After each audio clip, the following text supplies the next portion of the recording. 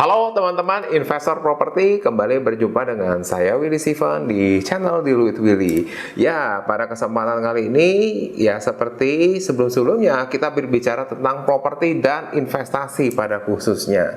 Ya, kalau kita bicara investasi properti juga, ya itu juga kita pasti nggak akan lepas dengan kata yang namanya saham properti. Mungkin buat kita bisa terjun, ya bisa punya kesempatan untuk bisnis properti. Tapi juga ada beberapa teman-teman kita yang belum punya kesempatan untuk bisa terlibat sepenuhnya ya untuk bisa punya bisnis properti ya, entah itu kontraktor atau developer ya, kemudian juga untuk bangun aset-aset properti yang disewakan.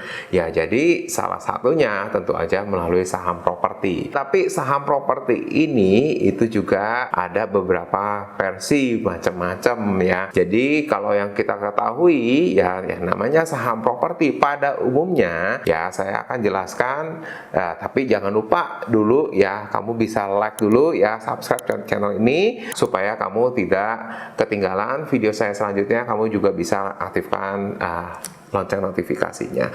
Yes, kita langsung masuk ke saham properti.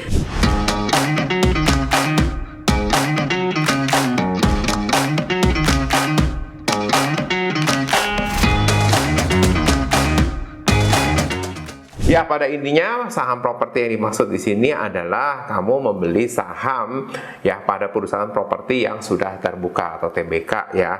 Nah, banyak perusahaan properti yang sudah TBK itu seperti ya perusahaan-perusahaan developer besar ya, yaitu Ciputra, ada Lipo Karawaci ya, kemudian ada Lipo Cikarang juga, ada Agung Podomoro ya, kemudian ada Pakuwon dan lainnya ya, dan masih banyak lagi perusahaan properti besar lainnya. Tentunya kamu bisa memiliki kepemilikan ya dari bisnisnya mereka masing-masing, tentunya dengan ya membeli saham. Ketika perusahaannya itu berkinerja baik ya tentunya ada kenaikan nilai sahamnya. Sebaliknya juga ya nilai saham tersebut bisa saja turun. Sebelum kamu mulai memasuki ya investasi di perusahaan properti ya kamu juga wajib ya untuk mempelajari perusahaan properti tersebut ya, termasuk juga kinerjanya dalam waktu-waktu sebelum ini. Nah, kemudian dari istilah saham properti, nah ternyata ada bisnis properti lain yang bisa kita jalankan. Ya, meskipun seperti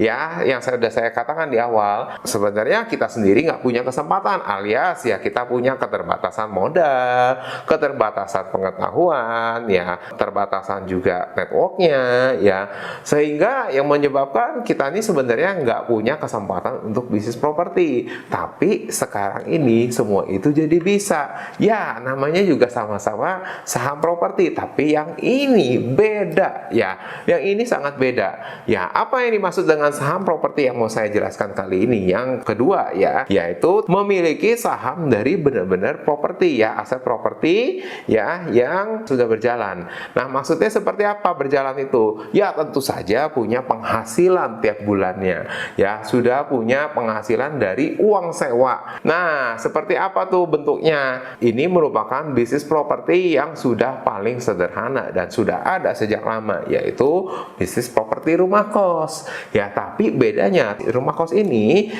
punya saham-saham yang bisa diperjualbelikan, sehingga tentu saja kamu juga bisa menjadi pemilik rumah kos itu ya, tinggal menginvestasikan modalnya. Nah, kalau gitu pertanyaannya Pak Willy, berapa modal awal yang harus saya setor, yang saya ikut untuk berpartisipasi dalam kesempatan untuk berinvestasi di rumah kos yang ada di saham properti ini? Tentu saja ini bisa mulai dari angka terkecil sekalipun, yaitu hanya mulai dari 1 juta rupiah saja.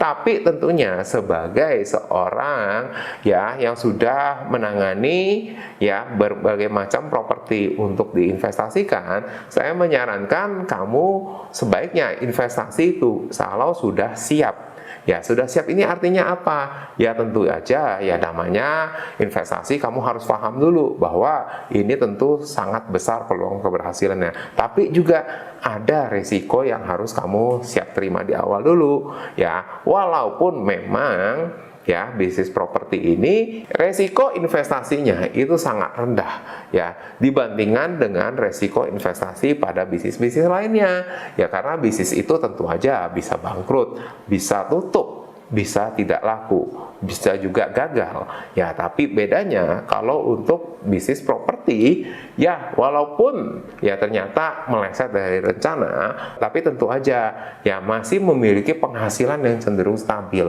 ya. Tentu aja kita tidak kehilangan asetnya, sehingga ya istilah kata kita rugi dari investasi itu benar-benar minimal, sangat minimal sekali.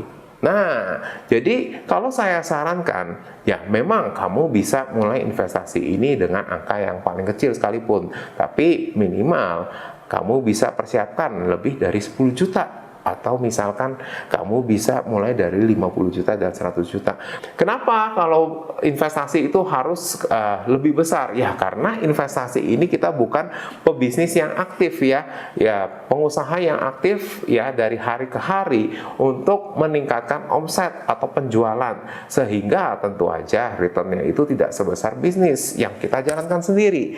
Ya ketika kita menjalankan usaha sendiri, ya kita pasti bisa menggulung modal awal kita yang awalnya kecil jadi uang yang besar. Tetapi berbeda kalau investasi, tentunya sebaliknya ya, modal kita yang besar itu menghasilkan penghasilan yang sebenarnya tidak besar, tapi tentunya yang menarik di sini adalah investasi itu akan tetap berjalan ketika kita pasif, artinya kita nggak perlu terlibat aktif lagi. Nah, inilah yang menarik sebenarnya dari sisi investasi, terutama investasi properti. Ya, jadi kalau kita bicara investasi saham properti, nah investasi ini ya kembali lagi saya sangat setuju kalau kita harus berpikir tentang resikonya. Jadi bagaimana kalau investasi ini tidak berjalan sesuai rencana? Ya, jadi kalau kita udah tahu ya kita harus antisipasi resiko, berarti kita memang sebaiknya menaruh investasi kita pada ya bisnis atau properti yang sudah running, artinya sudah punya track record.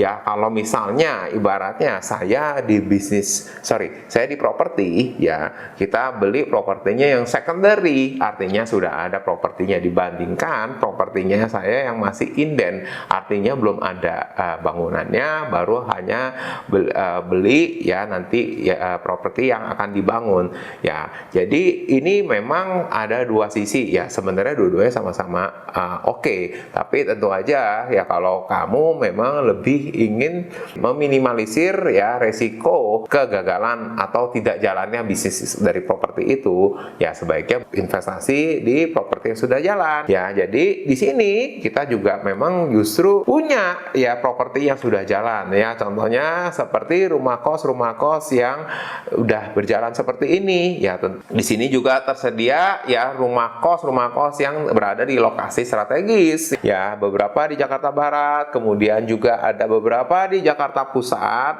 ya, dan termasuk juga ada yang di Jakarta Selatan.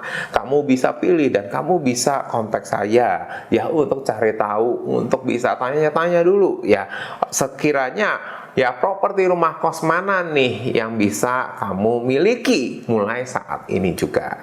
Ya, jadi itu sharing saya pada kesempatan kali ini tentang saham properti. Semoga dengan pembahasan saham properti ini menambah ya pengetahuan dan juga wawasan kamu ya bahwa peluang properti, investasi properti ini masih sangat luar biasa besarnya. Oke, kita ketemu di video saya selanjutnya. Terima kasih dan bye-bye.